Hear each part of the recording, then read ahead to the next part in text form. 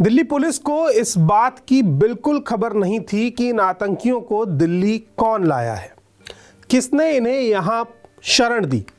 मतलब कि दिल्ली पुलिस के पास अफजल, शौकत और गिलानी की इस हमले में संलिप्तता पर कोई भी सबूत नहीं था।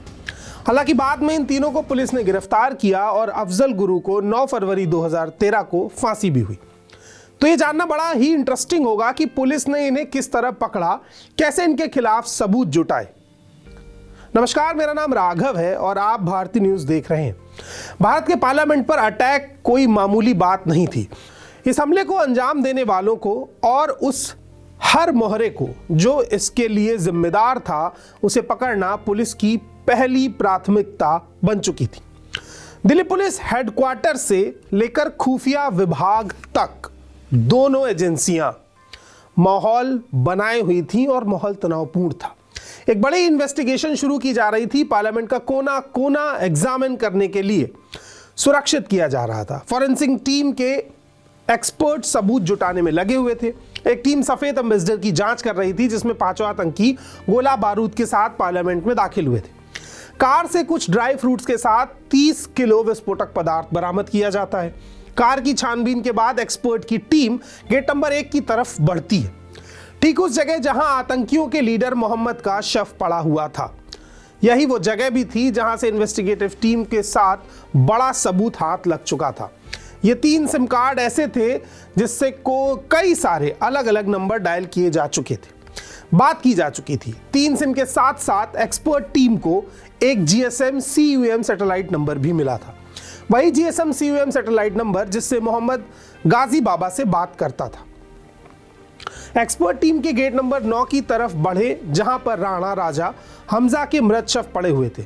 उनकी तफ्तीश की गई तो जेबों से कुछ पर्चियां हाथ लगी। इन पर्चियों में कई सारे नंबर दर्ज थे। हालांकि इन नंबर से एक्सपर्ट टीम कुछ खास हासिल नहीं कर सकी, लेकिन उनमें से एक नंबर ऐसा था जिसने इस पूरे ऑपरेशन का पर्दाफाश कर दिया।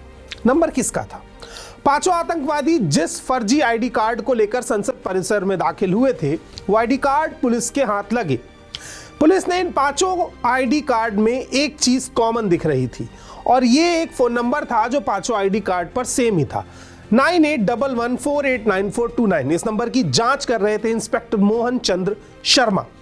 जब पूछताछ शुरू की गई तो सामने आया कि यह नंबर 6 नवंबर 2001 को एक्टिवेट हुआ था। यह एकमात्र ऐसा नंबर था जो सभी के साथ संपर्क में था, लेकिन उस खास समय पर यह बंद था जब हमले को अंजाम दिया जा रहा था। अब इस नंबर के बारे में फाइनल रिपोर्ट सामने आती है तो पता चलता है कि इस नंबर से आतंकवादियों के मुखिया मोहम्मद को अलग अलग समय पर 3 कॉल किए गए। एक बार सुबह 10:40 पर, फिर 11:04 पर और आखिरी बार सुबह 11:22 पर।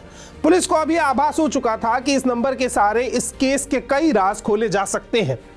फिर उन्हें पता चलेगा कि एक और नंबर है जो है 9811573506, जो इस ID कार्ड वाले नंबर के संपर्क में लगातार था और यह नंबर शौकत का था।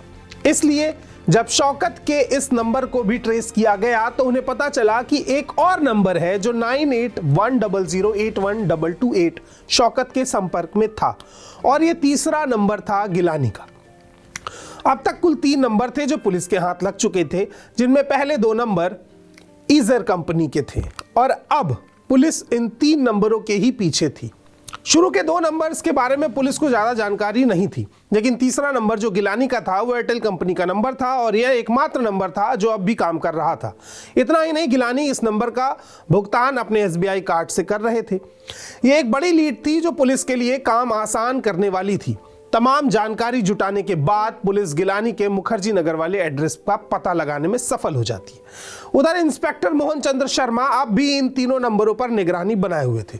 पूरी टीम इन नंबरों पर आने वाली किसी भी कॉल को सुनने का इंतजार कर रही थी। फिर आया 14 दिसंबर 2001 का दिन। लंबे समय का इंतजार खत्म होता है और गिलानी के फोन की घंटी बजती है। करीब दोपहर 12:51 का वक्त हो रहा था। ये कॉल गिलानी के नंबर पर कश्मीर से उसके चचेरे भाई का था। इस कॉल को इंटरसेप्ट किया जाता है और पूरी बातचीत पुलिस सुनती भी है और रिकॉर्ड भी करती है। कश्मीर से गिलानी का चचेरा भाई कहता है, तुमने किया क्या है? दूसरी तरफ से गिलानी जवाब देता है, यह जरूरी था। कुछ समय बीतता है और दूसरे नंबर यानी शौकत के नंबर पर एक कॉल आने का आभास पुलिस को होता है। ये फोन शौकत की पत्नी का था। ये सब होने के बाद मैं बहुत डरी हुई हूँ। शौकत और उसकी बेगम के बीच हमले से जुड़ी हुई बातों का सिलसिला शुरू होता है।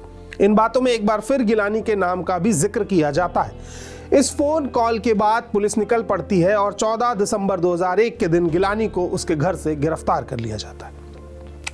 पुलिस कस्टडी में आने के बाद पूछताछ शुरू की जाती है। शाम दाम दंड भेद पुलिस गिलानी से सारा सच उगलवा लेती है। बाकी के 2 नंबर जो पुलिस के पास थे उनका खुलासा होता है। जो पहला नंबर था वो अफजल गुरु का था और दूसरा नंबर शौकत का था। पुलिस अफजल शौकत कहाँ है इसका प्लान बनाती है कि किस तरह उनको पकड़ा जाए। गिलानी एक एक करके सारे सवालों का जवाब उगल देता है। पुलिस गिलानी को साथ लेकर अब शौकत के घर रवाना होती है। शौकत फरार था लेकिन उसकी पत्नी आफशा गुरु उसके घर में मौजूद थी। उसकी पत्नी को गिरफ्तार किया जाता है।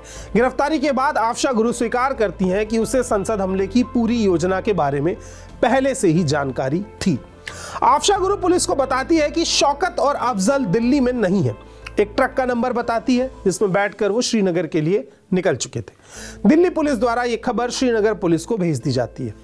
अगले दिन यानी 15 दिसंबर 2001 को सुबह 11:30 पर अफजल और शौकत को श्रीनगर में ही गिरफ्तार कर लिया जाता है। दिल्ली पुलिस श्रीनगर पहुंचती है तो दोनों के पास से 10 लाख रुपए, एक नोकिया का मोबाइल और एक लैपटॉप बरामद किया जाता है। दोनों को श्रीनगर से दिल्ली लाया जाता है। यह वही लैपटॉप होता है जिसे लीडर मोहम्मद ने गाजी बाबा को देने के लिए कहा था। पुलिस के पास सारी जानकारी अब मौजूद थी जिसके आधार पर आगे कार्यवाही शुरू की जानी थी। अफजल, शौकत, अफशा और गिलानी को उन सभी जगह पर ले जाया जाता है जहां इस हमले को अंजाम देने के लिए इस्तेमाल किया गया था। जहां ये पूरी योजना तैयार की गई थी, जहां से बम बनाने का सामान खरीदा गया था, यह फिर दिन आया 17 दिसंबर 2001। पुलिस उन्हें लेडी हार्डिंग मेडिकल कॉलेज के शवगृह में ले जाती है जहां आतंकवादियों के मृत शरीर की पहचान की जानी थी। पहचान हो भी जाती। सारी तैयारियां और सबूतों को इकट्ठा करने के बाद एसीपी राजवीर सिंह इन चारों अपराधियों को मीडिया के सामने लेकर आते हैं। मीडिया को दिए इस इंटरव्यू में अफजल को छोड़कर बाकी तीनों सवालों का जवाब देने से इनकार कर देते हैं। सिर्फ अफजल ही मीडिया से बात कर रहा था। इस दौरान अफजल एक पल के लिए रुकता और कहता, गिलानी का इसमें कोई रोल नहीं है, जिस पे जाहिर है एसीपी राजवीर उसको डांट कर चुप करा देते। अफजल, शौकत, अफशा और गिलानी चारों पर मुकदमा चलाया जाता है, लेकिन पुलिस के पास इन चारों को सजाए मौत दिलवाने के लिए सबूत अभी भी अपर्याप्त थे। नतीजतन एक लंबा ट्रायल चलता है और फिर शौकत की पत्नी आफशा को रिहा कर दिया जाता है। बाकी तीनों को दिल्ली के पोटा कोर्ट में फांसी की सजा मुकर्रर कर दी जाती है। इस हमले के तकरीबन 2 साल बाद 2003 में इस हमले के मास्टरमाइंड और जैश-ए-मोहम्मद के कमांडर इन चीफ गाजी बाबा को भी बीएसएफ द्वारा श्रीनगर के नूरबाग इलाके में मौत के घाट उतार दिया जाता है। पोटा कोर्ट से फांसी की सजा मिलने के बाद तीनों इस फैसले को दिल्ली हाई कोर्ट में चैलेंज करते हैं। गिलानी का केस लड़ते हैं एडवोकेट राम जेठमलानी, उस समय के सबसे महंगे और नामी गिरामी वकील। केस पर बहसें शुरू होती हैं तो पुलिस सबूत इकट्ठा करने में जुटी होती है, लेकिन पुलिस गिलानी का आतंकियों से सीधा कोई संबंध साबित नहीं कर पाती और 2003 में सबूतों के अभाव में गिलानी को भी बरी कर दिया जाता है।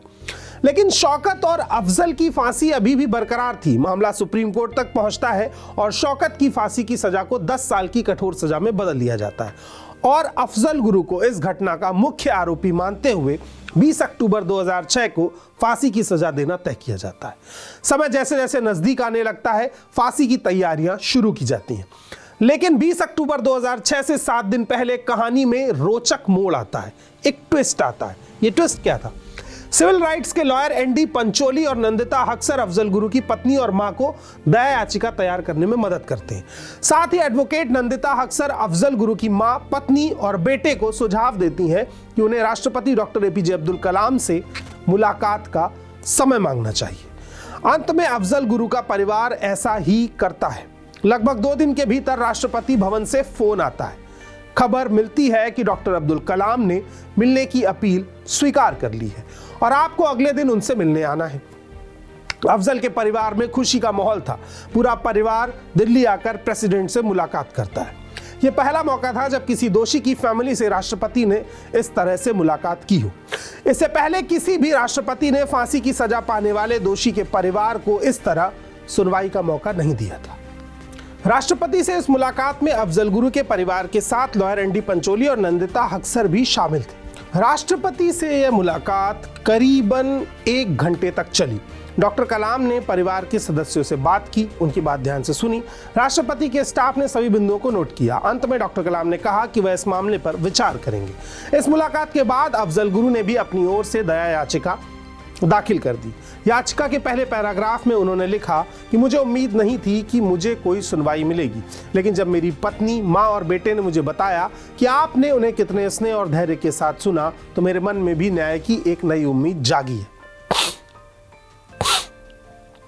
इस मुलाकात के बाद देश भर में काफी चर्चाएं होने लगी। शहीदों के परिवार इस मुलाकात से सख्त नाराज थे।